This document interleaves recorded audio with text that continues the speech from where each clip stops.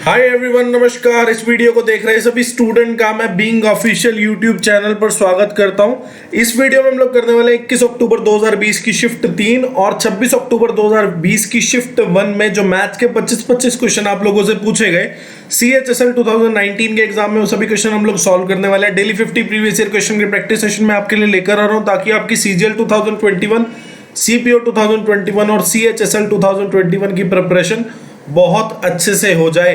Solution दूंगा आपको proper analysis के साथ, इंग्लिश और हिंदी दोनों में हमारी स्टेटमेंट रहने वाली है। Based on latest TCS pattern सारे आपको क्वेश्चन में सॉल्व करा रहा हूं, क्योंकि आपका एग्जाम TCS ने कंडक्ट करना है। जो भी SSC अब एग्जाम रिक्रूट करती है वो TCS आपका एग्जाम कंडक्ट करता है। मैं प्रतीक सेठी, मेरा CGL प्री 2019 में 50 आउट ऑफ 50 स्कोर था मैथ्स में, और मेंस में मेरा 197.5 आउट ऑफ 200 स्कोर था। और इससे पहले मैं आपको SSC CHSL 2019 के मैथ्स के क्वेश्चन की 16 वीडियोस प्रोवाइड कर चुका हूं। ये सेकंड लास्ट वीडियो है, इसके बाद लास्ट वीडियो मैं आपको प्रोवाइड कर दूंगा। उसके बाद CHSL 2019 के क्वेश्चंस खत्म हो जाएंगे हम लोग। उसके बाद CHSL 2020 के क्वेश्चंस करने वाले हैं। अभी तक जो भी मैंने आपको CHSL 2019 के मैथ्स के क्वेश्चन की वीडियो दी है, अभी आपको आई बटन पे उनकी प्लेलिस्ट मिल जाएगी। इससे पहले हम लोग CGL 2019, CGL 2020, CPO 2019, CPO 2020 के मैथ्स के क्वेश्चन कर चुके हैं। डिस्क्रिप्शन में आपको प्लेलिस्ट का लिंक मिल जाएगा। साथ में जो मैंने चैप्टर कराए हैं उनका प्लेलिस्ट का लिंक भी आपको डिस्क्रिप्शन में मिल जाएगा, और ये सारे लिंक भी आपको डिस्क्रिप्शन में अवेलेबल हो जाएंगे।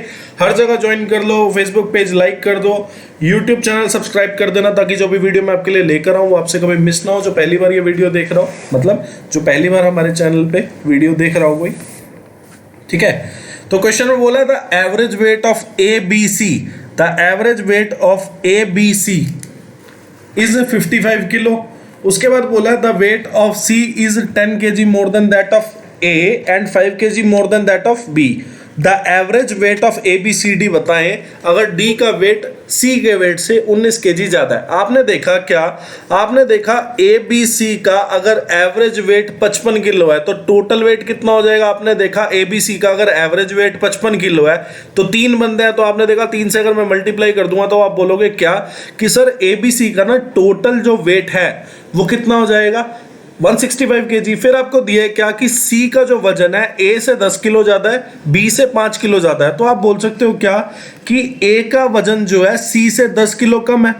A का जो वजन है वो C से 10 किलो कम है, और B का जो वजन है वो C से 5 किलो कम है। आप ये बात बोल सकते हो। फिर आपने देखा क्या कि C को अगर मैं C ही रहने दूं और A की जगह मैं C-10 लिखूं और B की जगह अगर मैं C-5 लिखूं, तो आप देखो कि इसकी वैल्यू कितनी है, 165।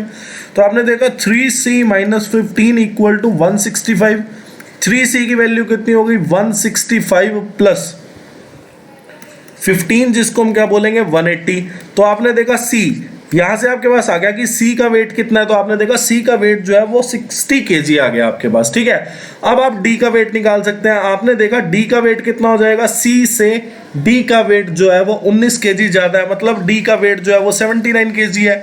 आपको बोला गया है क्या कि एवरेज वेट बताएं ABCD का। आपने देखा ABC का टोटल वेट कितना है, 165, और D का वेट कितना है, 79, और एवरेज पूछा है तो डिवाइड कर दो 4 से। तो आपने यहाँ पे देखा 9 5 14 और 16 और 8 24, 24 मतलब 244/4। तो आपने देखा 244/4 मतलब ABCD का अगर आप एवरेज वेट देखेंगे तो आपके पास कितना आ जाएगा। आपने देखा 244/4, इसको मैं कितना बोलूंगा, 61 kg, ठीक है ना। क्वेश्चन में बोला है sec theta plus tan theta की वैल्यू आपको कितनी दी है, 2 + √5, ठीक है। तो आपने देखा √5 + 2 मैं लिख सकता हूं, कोई बड़ी बात नहीं है।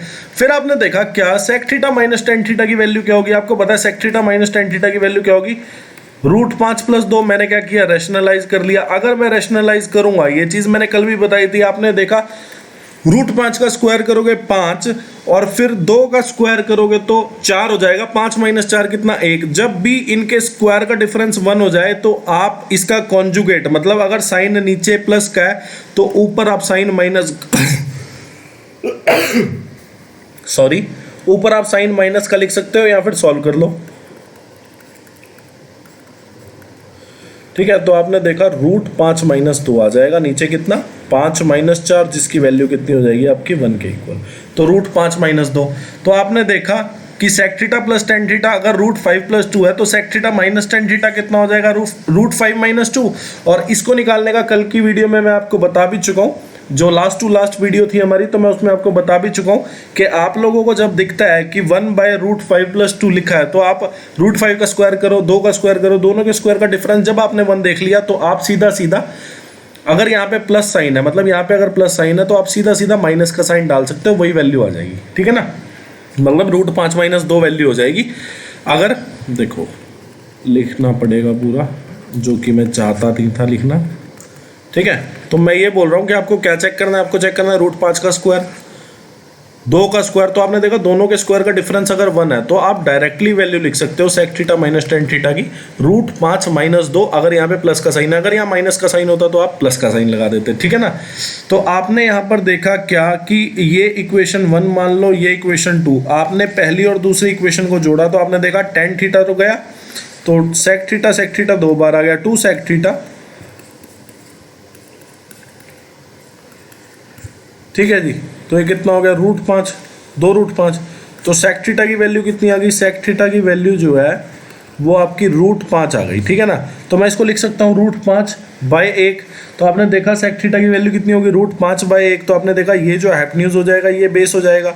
तो आप परपेंडिकुलर निकाल लो, परपेंडिकुलर आप निकालोगे तो आपको पता है हाइपोटेन्यूज का स्क्वायर, √5 का स्क्वायर कितना होता है 5, और बेस का स्क्वायर कितना 1 का स्क्वायर 1 हो जाएगा। तो आपने देखा √5 - 1 कितना 4, √4 कितना 2 हो जाएगा। परपेंडिकुलर कितना हो गया आपके पास 2।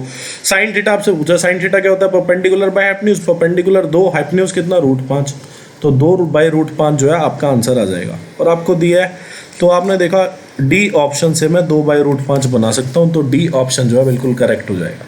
अब ये वाला क्वेश्चन है, देखो किस हद तक खेल रहा है आप लोगों के साथ। मतलब अगर मैं इसको एक लाइन में करना चाहूँ ना, आपको दिया है कि टोटल सिंपल इंटरेस्ट जो है 1400 रुपये पे 4 साल के लिए, कुछ रेट ऑफ इंटरेस्ट है X%, और फिर 1400 रुपये पे दोबारा 2 साल के लिए सेम रेट पे जो है वो कितना है 672 रुपये। आपको वो कुछ नहीं दे रहा, आपको बोल रहा है कि 4 साल का और 2 साल का जोड़ के। तो आपको पता है सिंपल इंटरेस्ट हर साल जो है प्रिंसिपल पे ही आता है, और सिंपल इंटरेस्ट हर साल का सेम होता है। ठीक है ना, आपको पता है कंपाउंड इंटरेस्ट हर साल का अलग होता है, बट सिंपल इंटरेस्ट हर साल का सेम होता है। तो आपने देखा कि यहाँ पे 4 साल और यहाँ पे 2 साल, 4 और 2 साल जोड़े हुए हैं, तो वो सिर्फ ये कहना चाह रहा है कि 6 साल का जो सिंपल इंटरेस्ट है ना आपके पास, जो टोटल इंटरेस्ट है 6 साल का, मतलब 4 साल ये 2 साल ये, 6 साल का जो सिंपल इंटरेस्ट है वो कितना दे रहा है आपको 672। तो 1 साल का सिंपल इंटरेस्ट कितना आ गया आपके पास 108। आपको बोला है रेट ऑफ इंटरेस्ट बताए, रेट ऑफ इंटरेस्ट X% है, X% की वैल्यू पूछी है, मतलब X की वैल्यू पूछी है। तो रेट ऑफ इंटरेस्ट क्या होगा, आपने देखा जिसकी बात हो रही है, बात किसकी हो रही है, रेट ऑफ इंटरेस्ट की, वो न्यूमरेटर में आ जाएगा। तो आपने देखा न्यूमरेटर में क्या आएगा, इंटरेस्ट आएगा, डिनोमिनेटर में वो आएगा जिस पे इंटरेस्ट निकलता है। इंटरेस्ट निकलता है किस पे, प्रिंसिपल पे।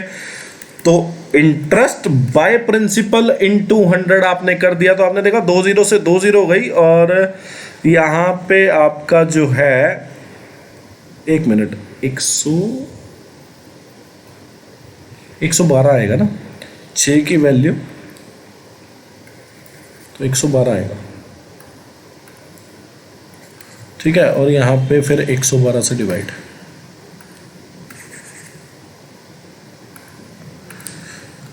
तो आपने देखा 112 इसको एग्जैक्टली काट देगा, मतलब 14 8 4 8 पे जाएगा ये एग्जैक्टली, है ना।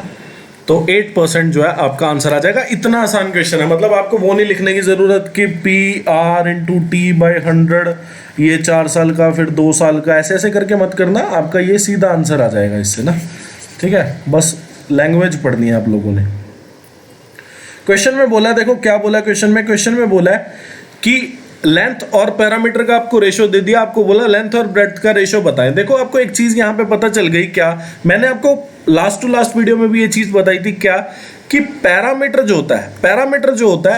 क्या होता है कि ये जो चारों साइड है ना इसका जोड़। अब आपको पता है चारों साइड में 2 साइड ब्रेड्थ है, 2 साइड लेंथ है, तो पैरामीटर जो है वो लेंथ और ब्रेड्थ के जोड़ के 2 गुना है। मतलब ऐसा बोल सकते हैं कि पैरामीटर में 2 लेंथ आती हैं और 2 ब्रेड्थ आती हैं। ठीक है, तो आपने देखा पैरामीटर का रेशो 7 और 1 लेंथ का रेशो 2। तो आपने देखा पैरामीटर के अंदर 2 लेंथ आती हैं, तो आपने देखा 1 लेंथ का रेशो 2, 2 लेंथ का रेशो कितना हो जाएगा 4। अब पैरामीटर है 7, 7 में से अगर मैं 2 लेंथ घटा दूं, मतलब पैरामीटर में से अगर मैं 2 लेंथ घटा दूं तो 2 ब्रेड्थ बचेंगी। तो आपने देखा कि 2 ब्रेड्थ जो है उसका रेशो कितना आ जाएगा 3, तो 1 ब्रेड्थ का रेशो कितना आ जाएगा, आपने देखा 1 ब्रेड्थ का रेशो आ जाएगा 1.5। आपसे पूछा लेंथ और ब्रेड्थ का रेशो बताओ, मतलब आपने देखा 1 लेंथ का रेशो कितना दिया आपको 2, 1 ब्रेड्थ का रेशो आपने कितना निकाल लिया 1.5। अब ये तो आ गया पॉइंट में, तो आप इसको क्या करो, आप इसको पॉइंट हटाने के लिए 2 से मल्टीप्लाई कर दो, तो आपने देखा 4:3 जो है आपका आंसर आ जाएगा। ठीक है, तो आपको वो चीज नहीं करनी कि पैरामीटर 7x मान लिया और फिर twice of 2x plus breadth और फिर आप इसको सॉल्व करो, उससे तो आ ही जाएगा, पर ये वाला तरीका ज्यादा बेस्ट है, आप मुंह जुबानी कर सकते हैं। ठीक है ना। क्वेश्चन बोला in triangle ABC angle A जो है वो 90 डिग्री है, तो आपने इसको A मान लिया, इसको B मान लिया और इसको C मान लिया। फिर आपको बोला है BM और CN जो है वो मीडियंस हैं। ठीक है, तो आपने देखा BM और CN अगर मीडियंस हैं और फिर आपको बोला कि BM² plus CN² bye BC²। देखो पहली बात तो एक चीज हमें पता होनी चाहिए, क्या हमें ये चीज पता होनी चाहिए कि अगर एक ट्रायंगल ABC है उसमें एक एंगल 90 डिग्री है, मतलब ट्रायंगल ABC जो है राइट एंगल ट्रायंगल है, उसमें जो 90 डिग्री वाला वर्टिसेस है उससे कोई मीडियन नहीं ड्रॉ हुआ है बाकी दोनों एंगल वाले वर्टिसेस से। तो आपने देखा बाकी दोनों एंगल वाले वर्टिसेस से मीडियन जो ड्रॉ हुए, तो उनके मीडियन के स्क्वायर का सम जो है उसके 4 गुने की वैल्यू जो होगी ना, 5 गुना की वैल्यू होगी बेस के स्क्वायर के प्लस परपेंडिकुलर के स्क्वायर के। ठीक है, तो आपने देखा कि बेस का स्क्वायर प्लस परपेंडिकुलर का स्क्वायर क्या होता है, हाइपोटेन्यूज का स्क्वायर। तो आप लोग ये भी बात बोल सकते हैं क्या,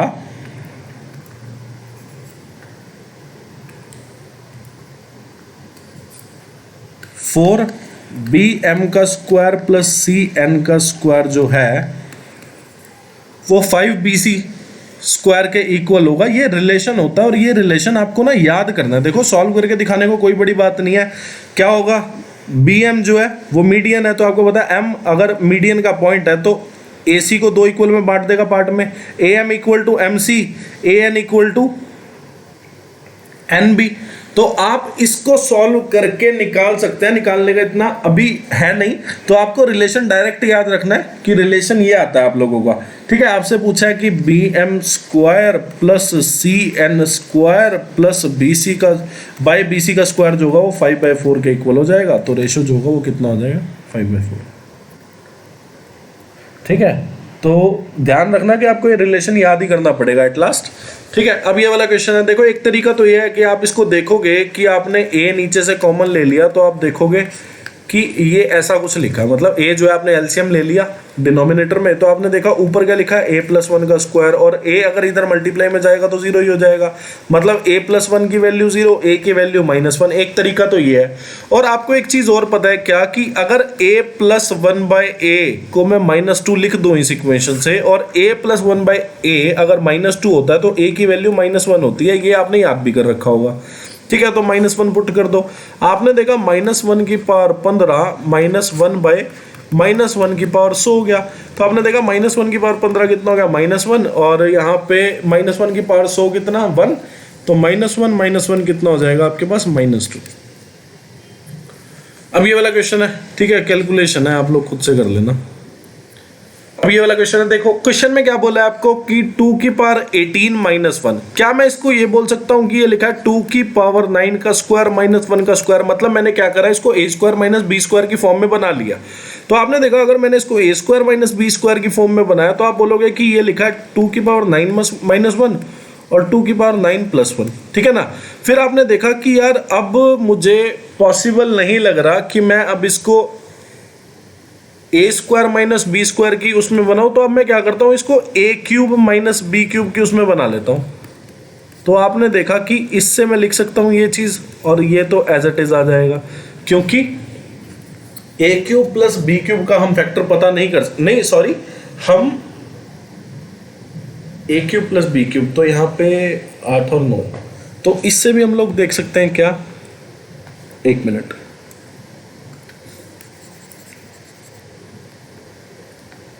तो इसका भी एक बना सकते हैं कि 2 की पावर 3 का क्यूब प्लस 1 का क्यूब। ठीक है, तो आपने देखा ये लिखा है A³ - B³ और ये लिखा है A³ + B³। तो आपने देखा ए क्यूब माइनस बी क्यूब क्या होता है, आपको पता है ए क्यूब माइनस बी क्यूब होता है ए माइनस बी। तो पहले ए माइनस बी तो लिखूं, तो आपने देखा ए माइनस बी करा, और ए क्यूब प्लस बी क्यूब क्या होता है ए प्लस बी, मतलब इसका एक फैक्टर होता है।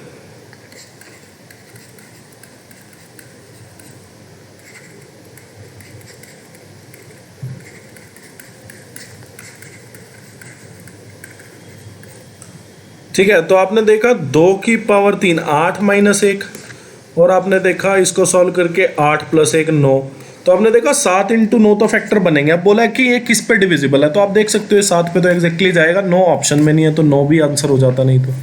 ठीक है, क्वेश्चन में बोला है क्या मार्क प्राइस आपको 6000 दे दिया, आपको बोला है बिका इतने का है, तो आपको डिस्काउंट बताना है मार्क प्राइस पे कितना हुआ। आपने देखा मार्क प्राइस है 6000, सेलिंग प्राइस है इतना, तो डिस्काउंट कितने का हुआ। आपने देखा डिस्काउंट जो हुआ वो 6000 में से अगर मैं 5520 रुपये निकालूँ तो आप बोलोगे कि डिस्काउंट जो हुआ 480 रुपये का हुआ।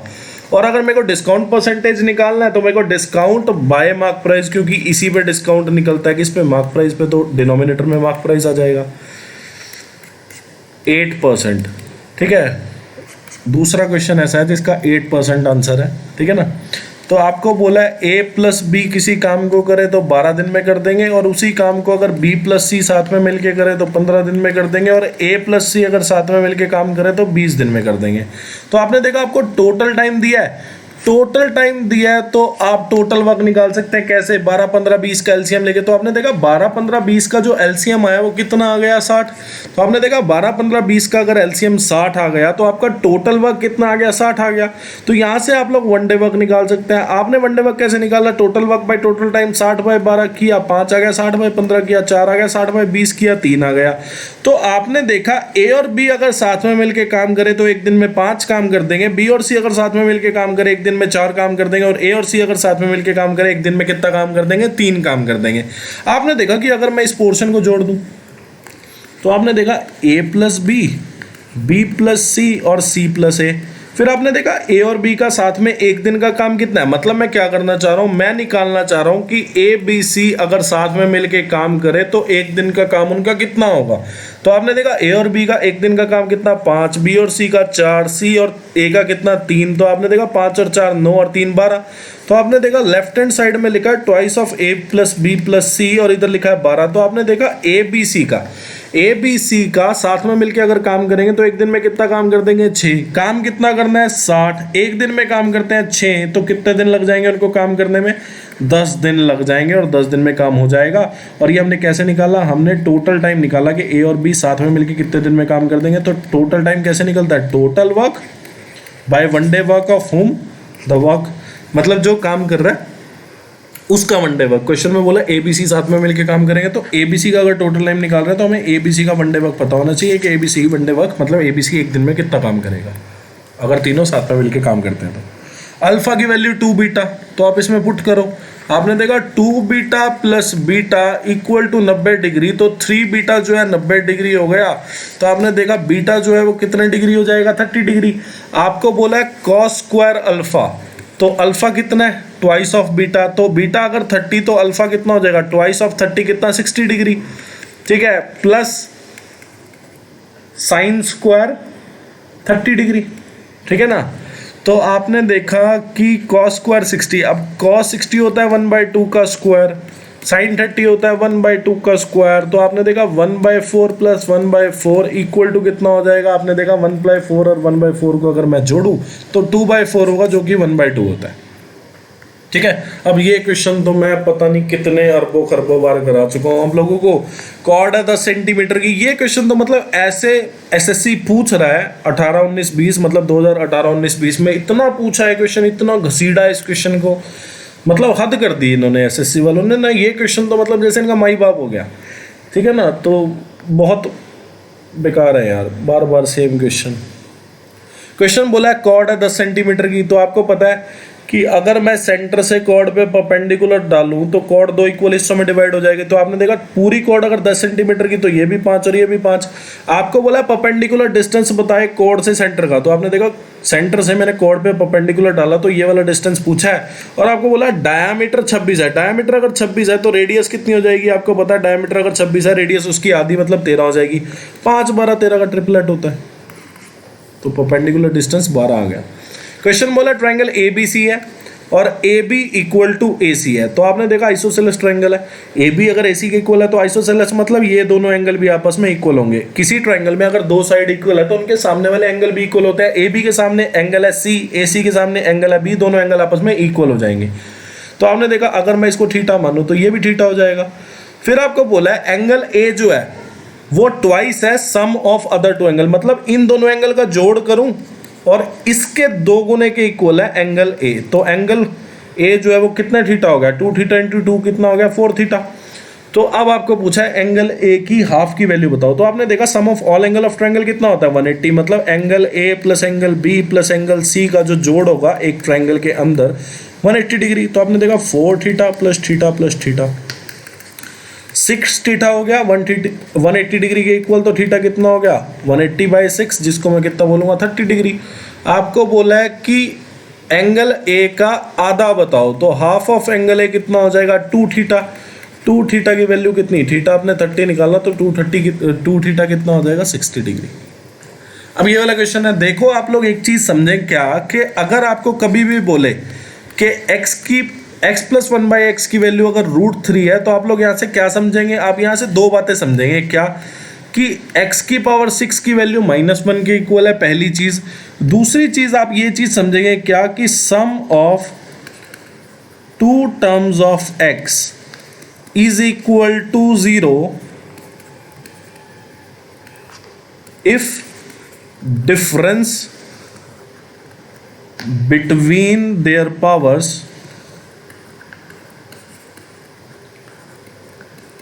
इज 6। ठीक है, क्या कहना चाहता हूं मैं, पहली बात तो मैं इसको लिख सकता हूं कि x की पावर 6 प्लस 1 इक्वल टू 0। फिर मैं बोल सकता हूं क्या कि 1 जो होगा ना वो x की पावर 0, मतलब x की पावर 0 जो है वो 1 के इक्वल होता है। तो मैं 1 को लिख देता हूं कि ये x की पावर 0 है, ठीक है ना। तो आप बोल सकते हो क्या कि x की पावर 6 प्लस x की पावर 0 इक्वल टू 1। मैं वही बोलना चाह रहा हूं कि sum of 2 term of x equal to 0 अगर उनकी पावर का डिफरेंस जो है वो 6 के इक्वल है, ठीक है ना। तो आपने यहां से देखा कि इनकी पावर का डिफरेंस दोनों की कितना है 6, तो इन दोनों की वैल्यू जोड़ के 0 आ जाएगी, ठीक है। फिर आपने देखा कि इसको मैं लिख सकता हूं x की पावर 0, इन दोनों की पावर का डिफरेंस कितना है 6, तो इसकी भी वैल्यू 0, 0 प्लस 0 कितना होगा 0 हो जाएगा। या फिर यहाँ तो आप डिफरेंस देख पाए क्या कि सर यहाँ पे पावर का डिफरेंस 6 है तो मैंने ये तो 0 कर दिया, पर मैं ये चीज़ नहीं समझ पाऊंगा कि 1 को मैं x की पावर 0 के इक्वल रखूं, तो मैं बोलूंगा ना समझो। आपने देखा इतना हिस्सा 0 है तो आपने देखा बचा क्या x की पावर 6 प्लस 1। मैंने आपको बोला x की पावर 6 को आपने -1 रखना है, -1 प्लस 1 इक्वल टू 0, तो ऐसे भी हो जाएगा, कोई दिक्कत नहीं है, ठीक है। और अगर x प्लस 1/x की वैल्यू -√3 हो तो x की पावर 6 इक्वल टू 1 होता है, ठीक है। और एक और चीज़ देख लें आप लोग, x प्लस 1/x की वैल्यू अगर √2 हो तो x की पावर 4 की वैल्यू -1 के इक्वल होता है, और sum of 2 term of x equal to 0 हो जाता है अगर डिफरेंस बिटवीन देयर पावर 4 हो जाए, ठीक है। ध्यान रखना ये चीज़ कि जब x प्लस 1/x की वैल्यू √2 दे दे तो x की पावर 4 की वैल्यू -1 होती है, और हम बोल सकते हैं क्या sum of 2 term of x is equal to 0 if difference between their powers is 4, ठीक है। और x प्लस 1/x की वैल्यू अगर -√2 तो आप बोलेंगे क्या कि x की पावर 4 की वैल्यू 1 के इक्वल है, ध्यान रखना। अब ये वाला क्वेश्चन है, मैंने आपको बताया था क्या कि अगर एक सेकेंड लिख देता हूं पहले, मैंने आपको बताया था कि a sine theta plus b cos theta equal to c हो और a cos theta minus b sine theta equal to d हो, तो नीचे प्रॉपर्टी क्या बताई थी मैंने आपको बोला था ना कि a square plus b square equal to c square plus d square. अभी CHSL 2019 के क्वेश्चंस में ही मैंने ये थ्योरम कराई है आप लोगों को। कुछ नहीं करना, ऊपर वाली इक्वेशन का स्क्वायर करना है, ठीक है, नीचे वाली इक्वेशन का स्क्वायर करना है, दोनों इक्वेशन को जोड़ देना, आपके पास फाइनली यही रिलेशन आएगा, ठीक है ना। तो अभी आपने देखा कि a की वैल्यू x दे रखी तो x का स्क्वायर, b की वैल्यू y का स्क्वायर, c की वैल्यू 4 का स्क्वायर, d की वैल्यू 2 का स्क्वायर, तो x square plus y square जो होगा 16 प्लस 4 20 के इक्वल हो जाएगा। अब ये वाला क्वेश्चन है, आपने यहाँ पे देखा कि ये ना 5a का स्क्वायर है और ये जो है 1/4a का स्क्वायर है, और लिखा हुआ है क्या कि 4a + 1/5 है। तो यार मैं 4a + 1/5 से क्या बना सकता हूँ, 16a² + 1/25a²। पर मैं कभी भी 4a + 1/5 से 25a² + 1/16a² नहीं बना सकता अगर मैंने इक्वेशन को ऐसे ही छोड़ दिया। मैं इक्वेशन में क्या करूं, मैं यहाँ पे 5 ले आऊं, यहाँ पे 4 कैसे ला सकता हूं। आपने देखा कि अगर मुझे यहाँ 4 लाना है, यहाँ पे 5 लाना है, तो मैं 5/4 से मल्टीप्लाई कर दूंगा। आपने देखा कि पहली जब मैंने इन दोनों को मल्टीप्लाई किया तो आपने देखा 5/4 × 4 है तो कितना हो गया, 5 है। तो आपने देखा 5 × 1/4 × 5 है, तो 5 से 5 कटा, नीचे क्या बचा 1/4 है, और नीचे यहाँ पे आपने देखा 4 × 5/4, तो ये कितना हो गया, 5 हो गया आपका। ठीक है, तो अब इसका स्क्वायर कर दो। इसका जब आप स्क्वायर करोगे, आपने दोनों साइड स्क्वायर किया तो आपने देखा कि x + y का होल स्क्वायर क्या होता है, x² + y² + 2x × y, और 5 का स्क्वायर कितना हो जाएगा आपके पास, 25 हो जाएगा। ठीक है जी, तो आपने देखा a से a गया, तो आपने देखा 25a² 25 - 5/2, तो आपने देखा नीचे एलसीएम 2 का 50 - 5, तो ये आ गया 45/2। अब ये वाला क्वेश्चन है, देखो ये क्वेश्चन आपको खुद से कर लेना चाहिए, वैसे तो चलो मैं बता देता हूँ। आपने देखा profit made by selling an article इतना, तीसरी बार मैं क्वेश्चन करा रहा हूँ, CHSL 2019 में ही इस स्टेटमेंट पे तीसरी बार है, और वैसे क्वेश्चन 4-5 बार आ चुका है। ठीक है, क्वेश्चन में बोला कि प्रॉफिट अगर वो 8800 पे बेचे तो जितना वो प्रॉफिट कमाएगा, तो 7200 पे बेचने में जितना उसको लॉस होगा, वो प्रॉफिट और लॉस आपस में इक्वल है। तो आपने देखा कि प्रॉफिट जो है लॉस के इक्वल होगा, तो मतलब 1:1 में प्रॉफिट और लॉस होगा। ठीक है, तो आपने देखा दोनों के सेलिंग प्राइस का डिफरेंस, आपने देखा दोनों के सेलिंग प्राइस, आपने देखा जब प्रॉफिट में बेच रहा था तो सेलिंग प्राइस था 8800, जब लॉस पे बेच रहा है तो सेलिंग प्राइस कितना है, 7200। इन दोनों का डिफरेंस आपने देखा, दोनों का डिफरेंस कितना हो जाएगा, 1600। अब 1600 को आप 2 इक्वल हिस्सों में बांट लो। आपने देखा प्रॉफिट और लॉस का रेशियो कितना है, 1:1। तो आपने देखा 2 इक्वल हिस्सों में बांटा, तो मतलब यहाँ भी 800 आ जाएगा, यहाँ भी। और कोई कहे सर मैं तो रेशियो में डिवाइड ही नहीं कर पा रहा, तो मैं बोलूँगा कि यार इसका जोड़ कर दो, 1 + 1 कितना, 2, 2 की वैल्यू कितनी, 1600। अब 1600 को 2 हिस्सों में डिवाइड करना है, 1 1 के, तो 1 की वैल्यू 800, 1 की वैल्यू 800। अब आपने देखा यहाँ जो आएगा, यहाँ प्रॉफिट आएगा, क्योंकि ये सेलिंग प्राइस जो था प्रॉफिट पे गया था, और ये वाला जो सेलिंग प्राइस था ये लॉस था, तो यहाँ पे लॉस आएगा। सेलिंग प्राइस में लॉस जोड़ोगे तब कॉस्ट प्राइस आता है, सेलिंग प्राइस में प्रॉफिट माइनस करोगे तब भी कॉस्ट प्राइस आएगा। तो आपने देखा दोनों जगह वैल्यू आपकी इक्वल आनी चाहिए, ध्यान रखना। ठीक है, ये दोनों जगह जो वैल्यू आई है 8000, ये दोनों जगह इक्वल आनी चाहिए, तभी आप क्वेश्चन में सही जा रहे हो। ठीक है, तो कॉस्ट प्राइस निकालने का एक ये तरीका। दूसरा तरीका क्या, कि अगर प्रॉफिट जो है सेलिंग प्राइस कुछ, मतलब किसी सेलिंग प्राइस पे अगर कोई प्रॉफिट है और वो इक्वल है किसी अन्य सेलिंग प्राइस के लॉस के, तो आपको जब कॉस्ट प्राइस निकालना हो ना, तो कॉस्ट प्राइस निकालना आपके लिए इतना आसान है कि आप लोग पता क्या करो, दोनों सेलिंग प्राइस को जोड़ दो। आपने दोनों सेलिंग प्राइस को जोड़ा, बटे 2 कर दो, आपका यहां से भी कॉस्ट प्राइस आ जाएगा। ठीक है ना, तो कॉस्ट प्राइस आ गया। ये सिर्फ तभी पॉसिबल है जब प्रॉफिट और लॉस आपस में इक्वल हो। ठीक है ना, अगर प्रॉफिट जो है कुछ % ज्यादा है लॉस से, या लॉस जो है कुछ % ज्यादा है प्रॉफिट से, तब जाके ये चीज नहीं लगेगी आपकी। ठीक है, तो आपने देखा कि ये तभी पॉसिबल है जब प्रॉफिट और लॉस आपस में इक्वल और कॉस्ट प्राइस 8000। अब 9600 पे अगर इसको बेचना है आर्टिकल को, तो प्रॉफिट कितना हो जाएगा, तो आपने देखा ये सेलिंग प्राइस, ये कॉस्ट प्राइस, तो 1600 का प्रॉफिट हो गया, किस पे हुआ, ये 8000 रुपये पे हुआ, 20%। अब क्वेश्चन में ये दिया, क्वेश्चन में बोला है अ शॉपकीपर है सर्टेन नंबर ऑफ एप्पल। आपने मान लिया कि उसके पास ना 100% एप्पल थे। ठीक है ना, मतलब उसके पास जो सर्टेन नंबर ऑफ एप्पल्स थे, आपने मान लिया कि वो 100% है ना। मतलब मान क्या लिया कि जो टोटल नंबर ऑफ एप्पल्स होंगे, जो सर्टेन नंबर ऑफ एप्पल्स होंगे, अपने आप में तो 100% ही है उसके पास। उसमें से क्या हुआ कि 10% जो थे ना वो सड़ गए, यानी कि रोटन हो गए वो। ठीक है, और अब बचे कितने, आपने देखा जो बचे, जो सही एप्पल्स या जो गुड एप्पल्स हैं, वो कितने, 90%, क्योंकि 100% में से 10% अगर सड़ गए तो बचे कितने, 90%, ये गुड एप्पल हो गए। अब इनमें से उसने क्या किया कि 85% गुड एप्पल्स उसने बेच दिए। ठीक है, और बोला क्वेश्चन में कि अब उसके बाद जो गुड एप्पल्स बचे हैं वो कितने बचे हैं 405। आपको बोला है कि रिमेनिंग गुड एप्पल जो कि 90% है, इसका उसने 85% बेच दिया।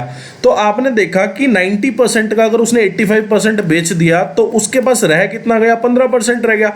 अब कोई ऐसा मत करे क्या कि सर 90% बचे थे ना, ठीक है, मतलब 10% सड़ गए, बचे कितने 90%। अब 90% जो है गुड एप्पल्स है, इसमें से मैं 85% घटा देता हूं तब जाके 5%। ऐसा नहीं बोला उसने ये नहीं बोला कि टोटल नंबर ऑफ एप्पल्स का 85% उसने बेच दिया। उसने बोला कि जो रिमेनिंग एप्पल बच गए उसका 85% उसने बेचा। मतलब जो रिमेनिंग अब गुड एप्पल्स बचे आपके पास 90% का उसने 85% बेचा है, ठीक है, ध्यान देना इस चीज का। तो 90% का उसके पास 15% बच गया। तो आपने देखा 15 निम कितना होता है, 135 बाई 10 कितना, 13.5। तो परसेंटेज में उसके पास बचे हैं गुड एप्पल्स कितने, 13.5%, और नंबरिंग में बचे हैं 405। तो 1% की वैल्यू कितनी आ गई, आपने देखा कि ये लिखा हुआ 135 बाई 10 और ये 3 पे जाता है, तो 1% की वैल्यू कितनी आ गई, 30 गुड एप्पल्स या 30 एप्पल्स, सॉरी गुड एप्पल्स नहीं आएगा यहाँ पे, 1% की वैल्यू जो आएगी वो कितनी आ जाएगी आपके पास, गुड एप्पल्स भी बोल सकते हो, ठीक है ना, वैसे एप्पल बोलो तो ज्यादा अच्छा है। तो आपने देखा कि 1% की वैल्यू आपके पास 30 आ गई। क्वेश्चन में बोला how many apples did he originally have, जो कि हमने 100% माने थे। तो 100% एप्पल जो कि उसके पास टोटल नंबर ऑफ एप्पल्स है उसकी वैल्यू कितनी है, 3000, ठीक है। तो यहाँ आप 100% मानो चाहे 100 एप्पल्स मान लो टोटल उसके पास थे, जो मर्जी मान सकते हैं, कोई दिक्कत नहीं है। आप मान सकते थे कि let number of apples originally have by him, मतलब ओरिजिनली उसके पास जो भी थे, मतलब जो एक्टिव पैसिव वॉइस लग गया, वो कितने होंगे, 100 भी मान सकते थे आप, नंबर भी मान सकते थे, कोई जरूरी नहीं परसेंटेज ही माननी है मतलब। क्वेश्चन बोला है एक आदमी इतने की स्पीड पे चलता है, आफ्टर एवरी किलोमीटर वो रेस्ट लेता है 3 मिनट का। तो पहली बात तो मैं ये चीज समझू क्या कि 12 किलोमीटर पर आवर स्पीड पे वो जा रहा है, मतलब वो 1 घंटे में 12 किलोमीटर ट्रेवल कर रहा है। पहली चीज तो आपको ये समझ आ गई क्या कि स्पीड अगर 12 किलोमीटर पर आ रहा है उसका मतलब ये है कि वो 1 घंटे में 12 किलोमीटर ट्रेवल कर रहा है। 1 घंटा मतलब 60 मिनट, मतलब वो 60 मिनट में 12 किलोमीटर ट्रेवल कर रहा है। तो आपने देखा वो 1 किलोमीटर कितनी देर में ट्रेवल करेगा, आपने देखा 1 किलोमीटर वो 5 मिनट में ट्रेवल करेगा। तो उसने क्या किया कि हर किलोमीटर ट्रेवल करने के बाद उसने 3 मिनट का ब्रेक लिया, रेस्ट लिया। तो आपने देखा 5 मिनट में तो उसने 1 किलोमीटर ट्रेवल किया और उसके बाद उसने क्या किया कि 3 मिनट का उसने रेस्ट ले लिया। तो आपने देखा कि 8 मिनट में उसने 1 किलोमीटर ट्रेवल किया, ठीक है।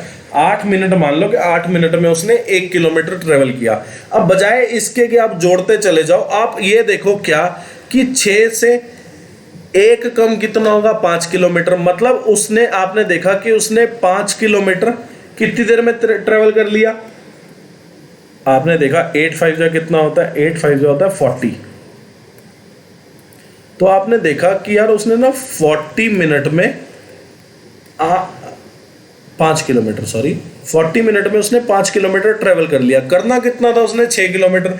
तो आपने देखा कि अब वो 1 किलोमीटर ट्रेवल करेगा। आपने देखा 1 किलोमीटर कितने मिनट में वो ट्रेवल कर लेता है, 5 मिनट में। तो आपने देखा कि 6 किलोमीटर जो है वो 45 मिनट में ट्रेवल हो जाएगा। अब कई समझदार मुझे क्या बोलेंगे कि सर आप तो ना इतना क्यों चले। मैंने कहा भाई मेरी मर्जी, और मेरे को थोड़ा सा समझाना था आपको, तो मैं इसलिए थोड़ा एक स्टेप फालतू चला।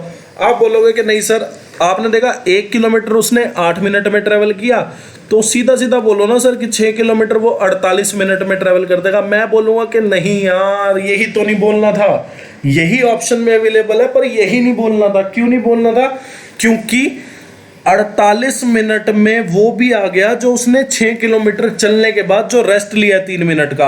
आपको ये नहीं बोला कि 6 किलोमीटर चलने के बाद जो उसने रेस्ट भी लिया वो भी टाइम काउंट करो। उसने बोला कि जब वो 6 किलोमीटर चल पड़ा हमारा काम खत्म हो गया। हमें नहीं मतलब कि उसने उसके बाद रेस्ट लिया, क्या लिया, ये लिया वो लिया। तो आप सीधा सीधा बोल सकते थे क्या कि जो 48 मिनट, अब इस 48 मिनट में 6 किलोमीटर के बाद जो रेस्ट हुआ है ना उसकी वैल्यू भी इंक्लूडेड है। तो आप रेस्ट की वैल्यू तो काटो ना, आपके पास 45 मिनट, मतलब 45 मिनट ही एक ऐसा टाइम है जिसमें वो 6 किलोमीटर चला और हमारा काम खत्म हो गया। हमें नहीं मतलब कि यार उसने उसके बाद रेस्ट लिया क्या लिया, हमें मतलब ही नहीं होना चाहिए उस चीज से ना। हमें ये पता चलेगा क्या कि 6 किलोमीटर तक ये दिखेगा कि 5 किलोमीटर तक तो वो रेस्ट लेगा। अब 6 किलोमीटर में जब उसने पूछा तो उसने पूछा 6 किलोमीटर कितने टाइम में चल जाए, 6 किलोमीटर चला हमारा काम खत्म। अब ये वाला क्वेश्चन है, आपको बोला रेडियस जो है वो जो है सेंटर है, ठीक है जी, और रेडियस जो है वो आपको 29 सेंटीमीटर दी है, ठीक है। पहले इक्वेशन देता था, वैल्यू पूछता था, अब की बार आपको फिगर में ही उसने सब कुछ बता दिया, ठीक है। पहले तो वो फिगर बनवाता था, अब की बार उसने फिगर भी दी है आपको साथ में, देखो कितना दिलेर बन रहा है, ठीक है। आपको बोला है ए बी की लेंथ जो है ना, मतलब ए बी की जो लेंथ है वो कितनी है, 40 सेंटीमीटर, ठीक है। ए बी की जो लेंथ है वो 40 सेंटीमीटर। आपने देखा सेंटर से परपेंडिकुलर डाला तो 2 इक्वल हिस्सों में बांट देगा कॉर्ड को, तो आपने देखा ए बी जो कॉर्ड है वो 2 इक्वल हिस्सों में बट गई, मतलब ए बी की जो लेंथ है वो ए पी और पी बी में 2 इक्वल हिस्सों में बट गई, मतलब ये भी 20 ये भी 20। ऐसे ही सी डी पे आपने देखा सी डी जो है ए बी के पैरेलल है, तो आपने देखा सी डी जो है ना वो कितने लेंथ की है, 42 सेंटीमीटर लेंथ की है। और आप बोलोगे कि सर सी डी पे भी परपेंडिकुलर डाला तो सी डी भी 2 इक्वल हिस्सों में बट गई, सी क्यू और क्यू डी, तो इसकी वैल्यू भी 21 इसकी वैल्यू भी 21 और टोटल कितना है 42 सेंटीमीटर। मैंने कहा हाँ बिल्कुल। फिर आपने बोला लेंथ ऑफ पी क्यू बताओ, मतलब डिस्टेंस बिटवीन द कॉर्ड्स बताना है आपको। ये क्वेश्चन पहले भी बहुत बार आपको पता है क्या कि 20, 21 और 29 का ट्रिपलेट होता है। आपने देखा 29 अगर हाइपोटेन्यूज, ठीक है, 29 अगर हाइपोटेन्यूज है और बेस अगर 20 है तो परपेंडिकुलर कितना हो जाएगा 21। फिर आपने देखा कि ये भी रेडियस हो जाएगी, ठीक है। तो आपने देखा ये 29 ये 21 तो ये कितनी हो जाएगी 20। आपको बोला है क्या, मतलब ये मतलब ओ क्यू की लेंथ कितनी हो गई 20 और ओ पी की लेंथ आपके पास कितनी हो गई 21। आपको बोला डिस्टेंस बताओ दोनों के बीच में, मतलब पी क्यू की लेंथ, पी क्यू क्या होगा P O plus O Q, तो 21 में 20 जोड़ूंगा तो आपके पास क्या आएगा 41 सेंटीमीटर। अब ये वाला क्वेश्चन है, क्वेश्चन बोला 3 पेन जो है 3 पेन और 9 पेंसिल की जो कॉस्ट है, 3 पेन और 9 पेंसिल की जो कॉस्ट है वो 8 पेन और 3 पेंसिल की कॉस्ट के इक्वल है, ठीक है जी। और आपको बोला है क्या, आपको बोला है कि कॉस्ट ऑफ 1 पेन और कॉस्ट ऑफ 1 पेंसिल का रेशो बताएं। तो आपने मान लिया कि एक पेन की कॉस्ट P, मतलब आपने पेन की कॉस्ट जो है P लेट कर ली, एक पेन की कॉस्ट P लेट करी आपने, तो आपने देखा कि 8 पेन की कॉस्ट कितनी होगी 8P। अब एक पेंसिल की जो कॉस्ट है वो आप Q लेट कर लो, तो 3 पेंसिल की इतनी हो गई, इसकी कॉस्ट इक्वल है 3 पेन और 9 पेंसिल की कॉस्ट के, तो हमने देखा 6Q 5P। आपको बोला पेन और पेंसिल, एक एक पेन और एक एक पेंसिल की कॉस्ट का जो है रेशो बताओ, तो P/Q पूछा था 6:5। अब ये वाला क्वेश्चन है, क्वेश्चन बोला total number of car produced जो है 40 लाख है। क्वेश्चन बोला the number of car produced by company by country B is what percent more than produced by country E. तो आपने देखा परसेंटेज वाइज डिस्ट्रीब्यूशन है, पहले तो आप ये चेक करेंगे और उसके बाद आपने देखा कंट्री बी कौन सी है, कंट्री बी जो है वो ये है, कंट्री ई कौन सी है, तो आपने देखा कंट्री ई जो है वो ये है। आपसे पूछा है कि कंट्री बी में जो नंबर ऑफ कार प्रोड्यूस हुई वो कंट्री ई से कितने परसेंट ज़्यादा है, तो आपने देखा कि 20% जो है कंट्री ई में और कंट्री बी में कितना है 30%, तो कितने परसेंट ज़्यादा 10%। किससे, आपसे डिनोमिनेटर में किसकी वैल्यू होगी जो बाद में गिवन है, कि क्या गिवन है बाद में कंट्री ई, तो आपने देखा 50% ज़्यादा है। क्वेश्चन बोला है if 45% of the cars number of 45% of the number of car produced bye, if 45% of the cars number of produced by, language गलत लिखी हुई है, ठीक है, तो यहाँ पे आप लिख लेना of the number of car produced by, ठीक है, by these 6 countries are diesels car और रेस्ट आर पेट्रोल्स कार। तो आपने देखा 100% टोटल नंबर ऑफ कार है जिसमें से 45% जो है वो डीजल कार है, तो बची कितनी 55% कार। अब ये 55% जो कार है ये पेट्रोल की कार है। आपको बोला है कि how many petrol car were produced, total number of car कितनी प्रोड्यूस्ड हो रही है 40 लाख, ठीक है, हो रही है 40 लाख, और इसका आपको 55% पूछा है, क्योंकि 55% अगर आप निकाल लोगे टोटल नंबर ऑफ कार का तो आपके पास नंबर ऑफ पेट्रोल कार्स आ जाएंगी। तो आपने देखा कि ये गया और फिर ये आ जाएगा 22 लाख आ जाएगा। ठीक है, 22 लाख आ जाएगा। क्वेश्चन में बोला the ratio of the number of student admitted in the year 2012। तो आपने देखा 2012 में कितने बच्चे जो है एडमिट हुए, आपने देखा 8 बच्चे।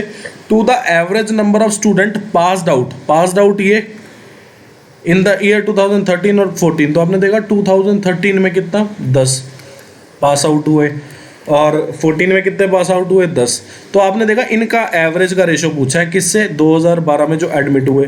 तो आपने देखा 10 + 10 और नंबर ऑफ ईयर कितने 2। तो आपने देखा 20/2 कितना 10। तो एवरेज इतना और 2012 में इतने स्टूडेंट एडमिट हुए। तो आपने देखा इसका रेशो कितना आ जाएगा 4:5। आसानी है। क्वेश्चन बोला in which of the following year was the pass percentage between 80 to 85%। ठीक है, तो आपने देखा कि यहाँ पे क्या वैल्यू है 12 और यहाँ पे क्या है 10। तो आपने देखा 12 टोटल नंबर ऑफ स्टूडेंट जो है वो एडमिट हुए, पास कितने हुए 10। तो आपने देखा परसेंटेज कितना आ जाएगा, पास परसेंटेज कितना आ जाएगा, आपने देखा 5 और यहाँ पे 6 और 500/6 है। ठीक है, तो ऐसा भी बोल सकते हैं कि ये 3 हो गया और ये 50, 250/3। तो ये कुछ हो जाएगा आपका 240 और 249, 83.33% हो जाएगा। तो यही है 80 से 85% के बीच में यही साल है, और 2014 ऑप्शन में भी गिवन है। ठीक है, तो बाकियों को चेक करने की ज़रूरत नहीं है अगर आपका इसी से आंसर आ जाता है तो। ठीक है ना, तो आपका जब इसी से आंसर आ रहा है तो फालतू टेंशन क्यों ली। अब आपकी दूसरी शिफ्ट जो है, मतलब 26 अक्टूबर 2020 की सेकंड शिफ्ट शुरू हो चुकी है। पहला क्वेश्चन आपके सामने है। अब ये वाला क्वेश्चन आप लोग खुद से सॉल्व करना, क्योंकि इससे सिमिलर मैं क्वेश्चन पहले करा चुका हूँ। कौन सा था वो दिखाता हूँ आपको। ये वाला क्वेश्चन तो जो था इससे सिमिलर ही था। ठीक है ना, इस वाले क्वेश्चन से सिमिलर क्वेश्चन है ये वाला। ठीक है, देखो कैसे सिमिलर है। आपने देखा ये 2a + 1/a लिखा हुआ है और यहाँ पे a का स्क्वायर है प्लस 1/2a का स्क्वायर है। तो आपको इसको 1/1 प्लस मतलब a + 1/2a बनाना है आपको। इसको कैसे बना सकते हैं, डिवाइड कर दोगे 2 से। ठीक है, तो डिवाइड करोगे तो a + 1/2a की वैल्यू जो है वो 2 के इक्वल है। तो स्क्वायर करोगे दोनों जगह,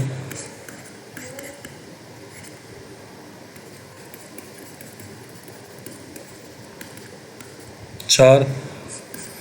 तो a² प्लस 1/4a² जो है 4 - 1 कितना हो जाएगा, 3 के इक्वल आ जाएगा।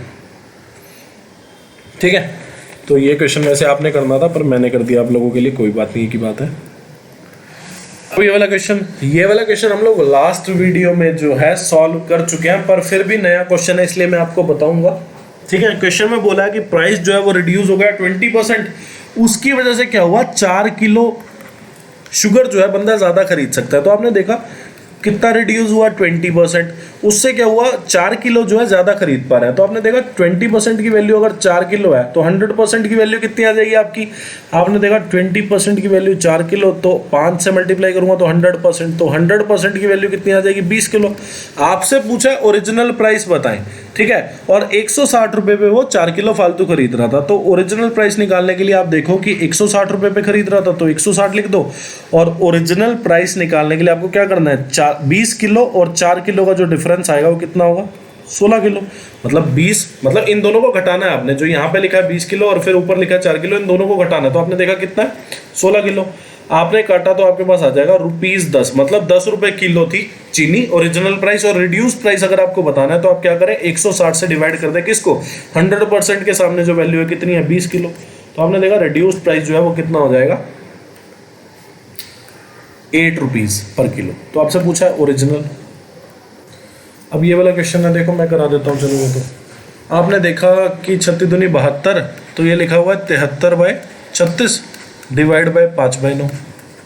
ठीक है। और पहले आपको ब्रैकेट सॉल्व करनी है, तो आपने देखा कि इसको सॉल्व करके आपके पास आएगा 51/10 और इसको सॉल्व करके 11/5। 11/5 को मैं लिख सकता हूँ 22/10, है ना।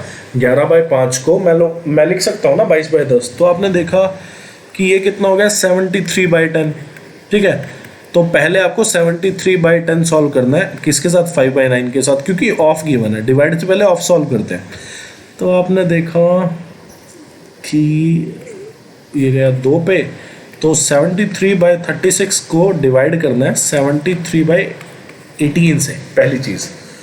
उसके बाद आपने देखा कि इधर लिखा हुआ है 2/5 डिवाइड बाय 5 दिया 15 और एक 16/5। तो आप बोलोगे कि सर ये हो गया 2/5 इंटू 5/16, ये कितना हो गया 1/8 प्लस 1/8, ठीक है ना। तो यहाँ से आपके पास आ गया प्लस 1/8।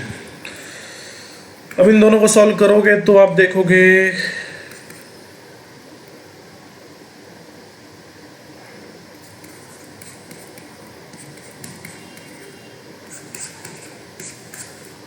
एक बटे 2 प्लस 1/8 जो है 8, और 4 + 1 कितना आएगा 5/8। आसान क्वेश्चन है तो,